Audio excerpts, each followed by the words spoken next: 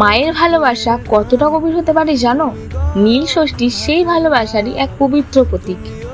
নীল ষষ্ঠী শুধু একটা পূজা নয়, এটা মা আর সন্তানের অটুট ভালোবাসার এক পবিত্র বন্ধন। এই দিনে প্রতিটা মা নিজের সন্তানের সুস্থতা আর মঙ্গলের জন্য ভগবানের কাছে প্রার্থনা করেন নিঃস্বার্থ মনে।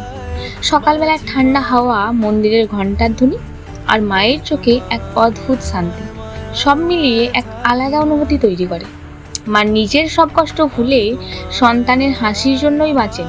আর নীল ষষ্ঠীর এই পবিত্র দিন তিনি যেন আরও একবার নিজের ভালোবাসা উৎসর্গ করেন।